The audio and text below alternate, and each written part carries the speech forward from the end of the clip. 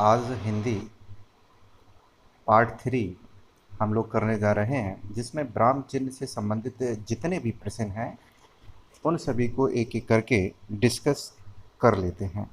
तो पहला question start हम लोग करते हैं।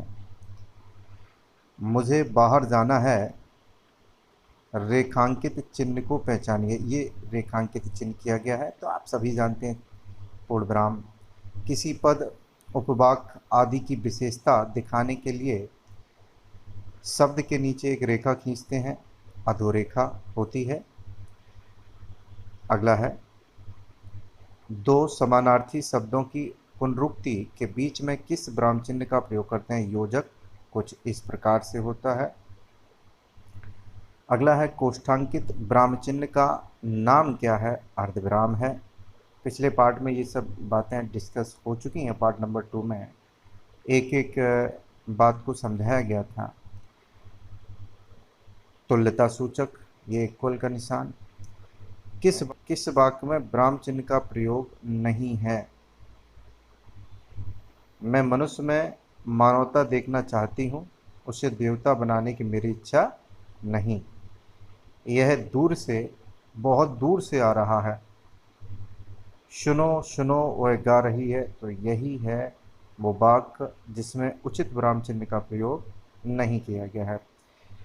अगला बताया गया कि ये डैश जो हम लोग बोलते हैं, विराम चिन्ह प्रयुक्त होता है। तुल्यता सूचक आपका ये रहा। विवरण आप जानते हैं, विवरण चिन्ह कुछ इस रूप में। लाघव चिन्ह आप जानते हैं, ब्रैकेट के अंदर ऐसे ज़ीरो करके डॉक्टर डॉक्टर हमें लिखना पड़ता है। तो ये संयोजक चिन्ह रहा आपका डी पार्ट।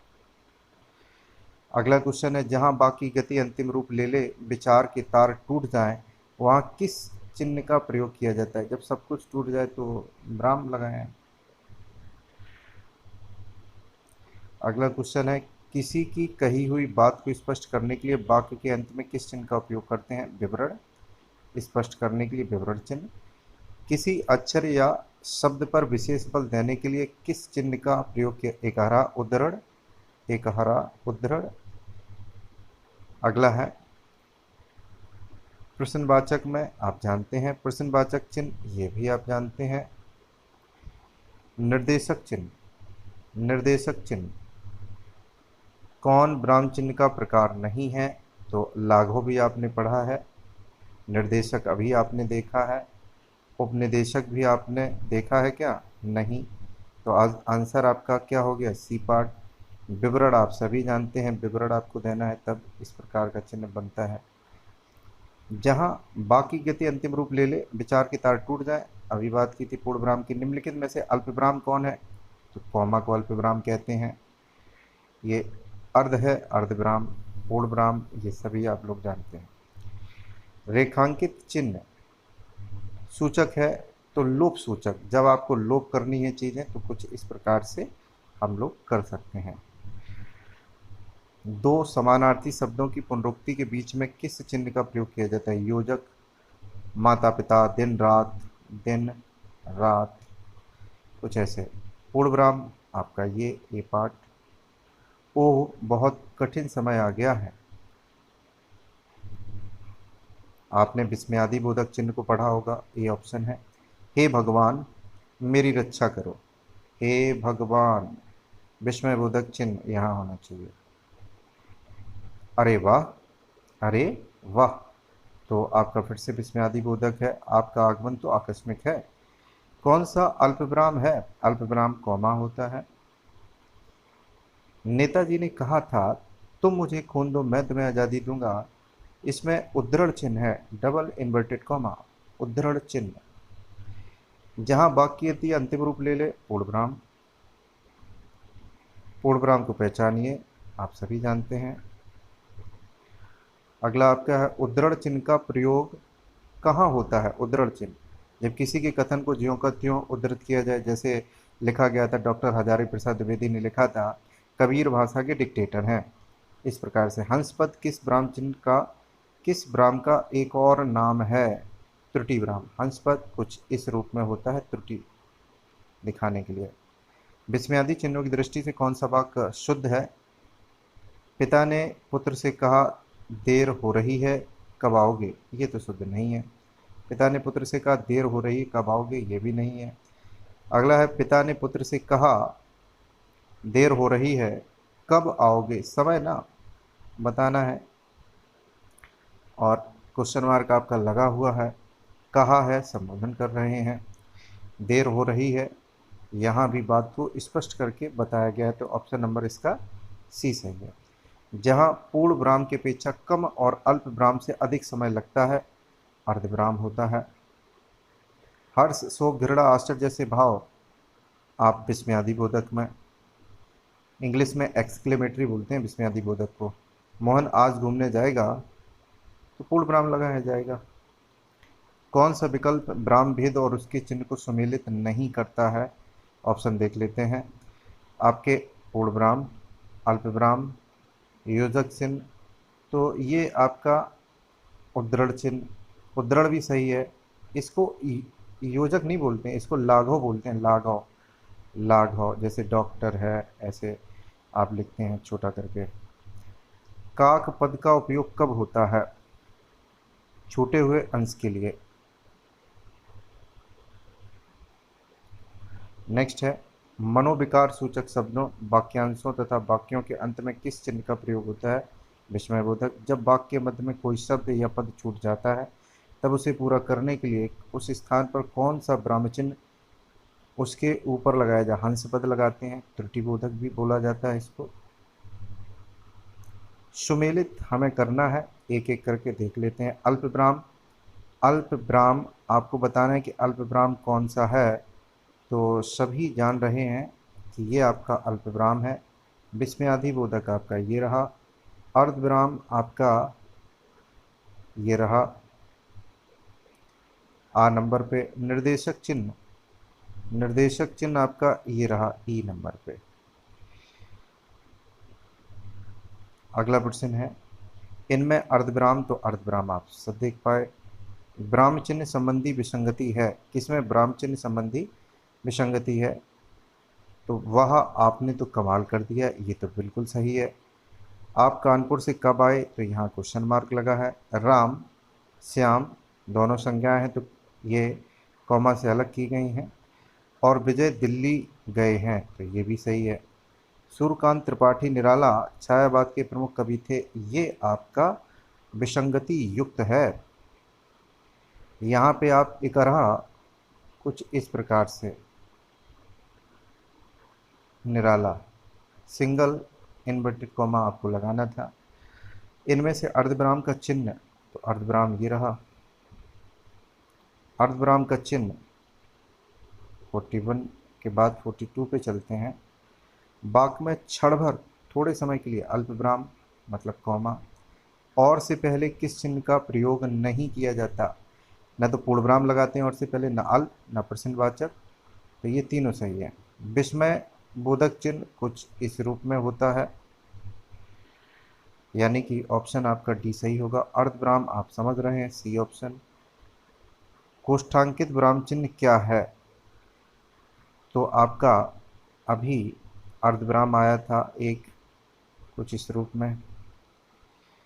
हमें मिलाने हैं अल्प विराम, तो अल्प विराम कॉमा ये रहा, कोष्ठक ये रहा, योजक संक्षेप सूचक यानी कि लाघव चिन्ह भी बोलते हैं, लाघव, लाघव।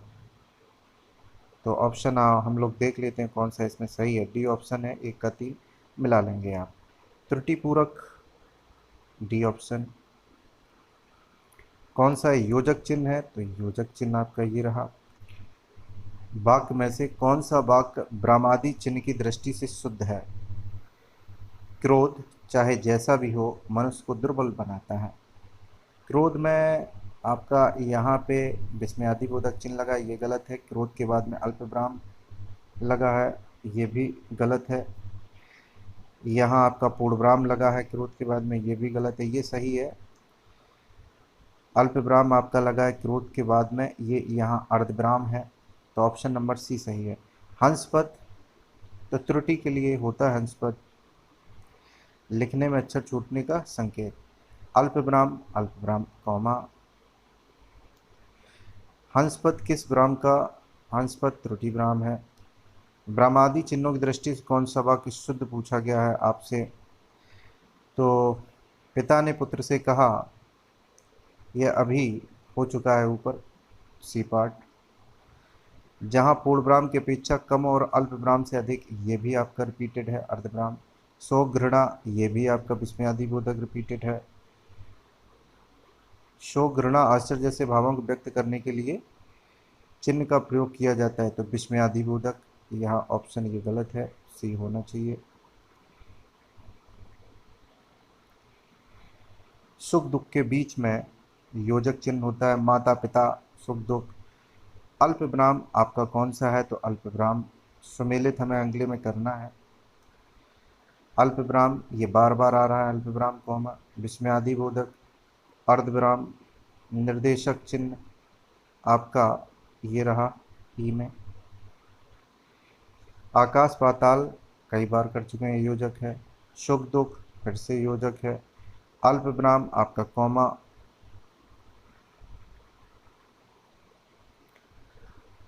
मनोविकार सूचक शब्दों वाक्यांशों तथा वाक्यों के अंत में किस चिन्ह का प्रयोग किया जाता है। विस्मय बोधक। जब वाक्य मध्य में कोई शब्द या छूट जा हंस पद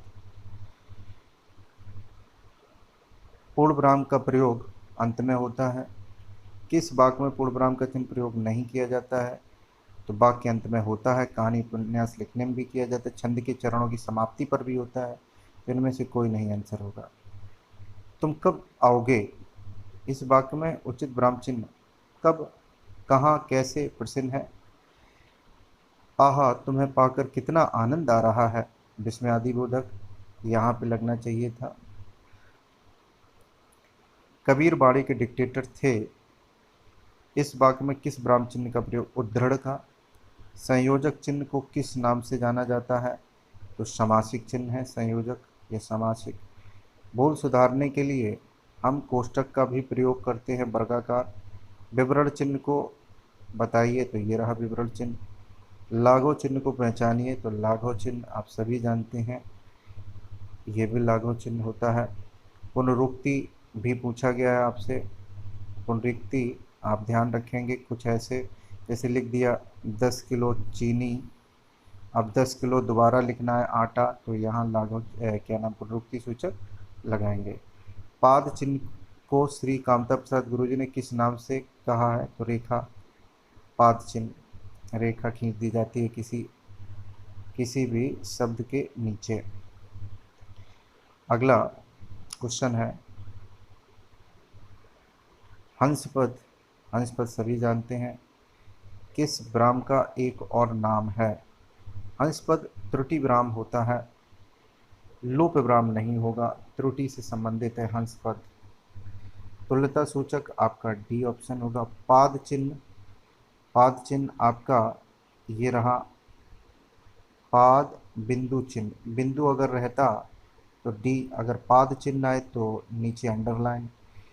समाप्ति सूचक, तो ये रहा समाप्ति सूचक आपका ए ऑप्शन। किस शब्द में ए स्वर नहीं है, एक में है, पैतृक में है, स्नेह में है, वैदिक में नहीं है। किसी बड़े अंश का संक्षिप्त रूप दर्शाने के लिए किस चिन्ह का प्रयोग करते हैं, लाघव छोटा करके। सही विराम चिन्हों वाला वाक्य कौन सा है, छी तुमने तो नाम ही डुबो दिया, तो छी के बाद यहाँ आना चाहिए, इसलिए गलत हो गया। तुमने नाम ही डुबो दिया, ये गलत, क्वेश्चन मार्क नहीं लगना चाहिए, यहाँ पे प्रयोग नहीं किया गया है। अगला, जहाँ योजक चिन्ह का प्रयोग नहीं करते हैं वो क्या है, कर्मधारय समास से बने शब्दों में योजक चिन्ह का प्रयोग। अगला, जब कठिन शब्द के अर्थ को स्पष्ट करने के लिए किस विराम चिन्ह का प्रयोग करते हैं, कोष्ठक। जैसे हमने लिखा था कौन्तेय, कौन्तेय और कोष्ठक में लिख दिया हमने अर्जुन। किस विराम चिन्ह का द्योतक है, ये छोटा जो कोष्ठक आप देख रहे हैं, ब्रैकेट जो देख रहे हैं, तो कोष्ठक चिन्ह है ये। तो हमारे इस तरीके से पूरे 100 के 100 क्वेश्चन समाप्त हो जाते हैं।